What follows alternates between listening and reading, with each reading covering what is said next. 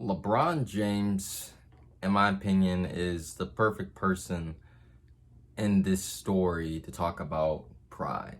As we all know, pride is something that is very deep and complex. And obviously, they talk about this in Christianity, and it's a very, very deep concept. And in reality, pride is evil. It's something that can destroy our lives. It's something that we can look back on with deep regret. And instead of focusing our attention on the higher power of God that gives us that strength and ability to accomplish things, we look at ourselves as the actual answer for our success. And in reality, that is far, far from the case. And in this story, as many people who are sports fans, I'm going to be talking about LeBron and the example of pride. But I hope you guys enjoyed this video. It's kind of a different type of vibe video that I'm making today on my channel, but let's get into it.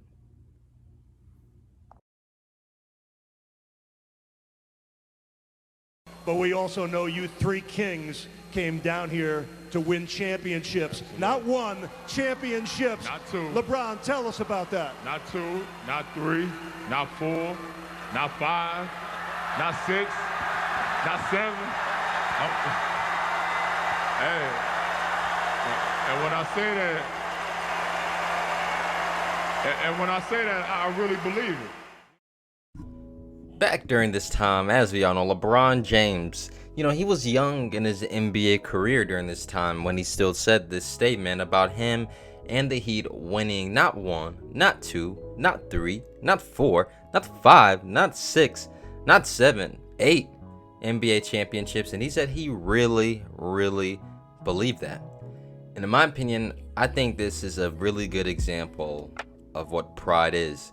Because what pride does is it gives us this false sense of superiority that we are going to be on top of the world. And at the time, the Miami Heat, they were undoubtedly seen as the best team in basketball. They acquired Chris Bosh as well, and on top of that, they had Dwayne Wade. They had some of the best players in the world on the same team during that time, and something that we haven't seen in a very long time. And yes, LeBron was one of the most hated athletes still during this time, but still regardless, he was doing something different for himself by building this super team in Miami. And well, as we all know, with this story of LeBron bragging and saying how the Miami Heat were going to just fly their way to the NBA Finals and win an NBA championship, we all know that first year that was not the case. What happened his first year in the Miami Heat? First off, the season was kind of a struggle in general. But as later on they got into the season, they got better. But once they got into the playoffs, that's when the Miami Heat really fell apart in the NBA Finals. They were up 2-0 against the Dallas Mavericks, but LeBron was pretty much unnoticed the entire series. And he let Dirk Nowitzki led Dallas Mavericks come back in that series and beat them in 6 games. One of the most remarkable finals performances of all time by Dirk Nowitzki in the process. And LeBron in that series only averaged around 16 points a game. He pretty much was unseen. Let me remind you, months and months prior, he said we weren't going to win not one, not two, not LeBron, three, not four, that. not five, not six, not seven, not 8 NBA championships. And the Miami Heat, that franchise in general with LeBron, they only won back-to-back NBA championships. Sure, you can say some of it was for health, but in reality, they just didn't have enough to win their last year against the Spurs, and they could have easily beaten the Dallas Mavericks. But LeBron James shrunk in those moments when his team needed him the most. Really, you can say in that scenario that moment probably really humbled LeBron James, because you can pretty much realize that your team isn't as good as your team believe they are. But Miami Heat, it was only their first year playing together. Their chemistry wasn't on full point. They didn't have everything together, and they struggled, as I said earlier, in the regular season. And for LeBron, he got so much hate during this time, so much scrutiny, so many bad things saying about him, like how he will never be compared in the same comparison as Michael Jordan. He could never, ever say anything about that conversation again. So much hate during this time was on LeBron James and on the team he previously left, the Cleveland Cavaliers. It made it even worse on top of that. And you know, early on in LeBron James' career, he made the NBA Finals one year back in '07, but they got swept. His team wasn't good enough then, and now he had this opportunity with the Heat, of course, and once again he loses in the NBA Finals. And well, when we really look now at LeBron James' career, we see him as undoubtedly one of the greatest basketball players of all time. But one thing you can really learn from this guy and during this story is simply that his pride really did get the best of him during that time. He was so cocky and arrogant that they would actually go to the NBA Finals and easily win that he was blindsided. And all people, he let Jason Terry get the best of him. But you know what they say about all-time great players. They know how to redeem themselves. And for LeBron, he definitely did redeem himself by going back to the NBA Finals that next season and dominating that run. That was probably arguably one of the best years of his NBA career. That between the years of 2012, 2013, those are some of the best basketball we've ever seen from LeBron. And he helped the Miami Heat win back-to-back NBA championships. So, you know, even though the Heat didn't win, not 8 NBA championships, they still got back-to-back NBA championships, 2 out of 2 in the 4 years that LeBron was with the Miami Heat. But I say this quick story about LeBron and the pride because in reality, for all of us in our lives, there's going to be times where we believe that we are better than what we think we are. We're going to believe that we have it all. You know what I'm saying? And for the Heat at that time, they had it all. They had all the pieces and packages to win an NBA championship easily and to be easily seen as the best team in basketball. But they got all taught a lesson. They're not as good as they think they are. They're not the team that they are still supposed to be. And it took hard work and it took sacrifice. It took Dwayne Wade taking his own pride and ego out the way and telling LeBron that this was going to be his team.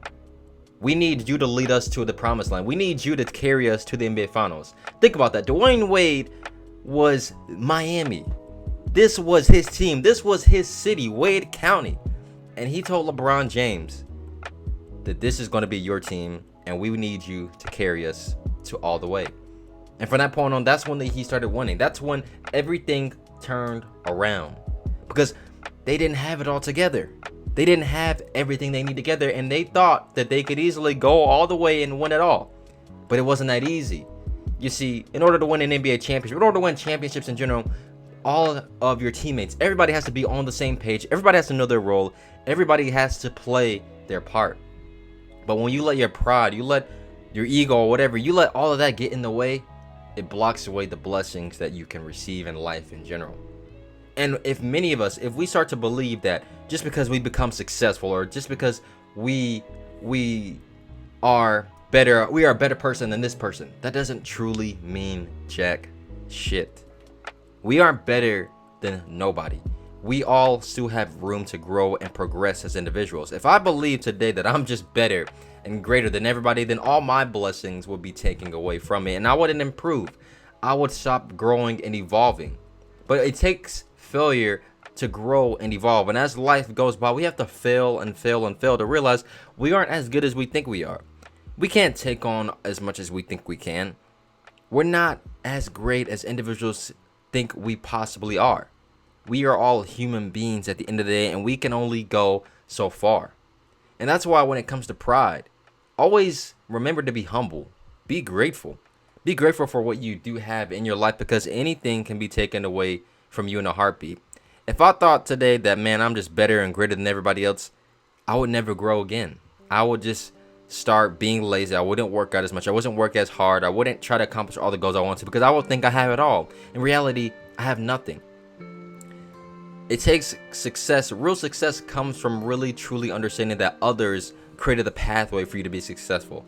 If it wasn't for Customado, Mike Tyson, we would never even heard of Mike Tyson and his amazing career and how Cus helped him develop him into one of the greatest boxers of all time, one of the greatest heavy hitters of all time. If it wasn't Tim Grover training Michael Jordan, helping him develop and grow, and for Phil Jackson as well, Michael Jordan wouldn't be Michael Jordan who we know today. Evolutionized the Chicago Bulls and their style of play, helping them win 6 NBA championships. Every blessing we have in life doesn't truly come from us. The second that we believe that our success comes from us and our abilities, that's when we lose. Your success comes from God. It comes from the people who have helped you get to where you need to be. It's not you, it's God. Whoever you believe in, it's higher power, higher voice. That's the voice that guides you into the right direction of faith. And for LeBron James now, he learned many great lessons throughout his NBA career, and one of them was that simple one lesson. And from that point on, yeah, he still lost a few years in the NBA Finals, but we've all deemed his greatness every single year he made it to the NBA Finals. We've all appreciated and loved his game over the years. Even though he has haters, it's okay. People still respect this man, and he's going to go down in NBA history as one of the greatest players to have ever played this game.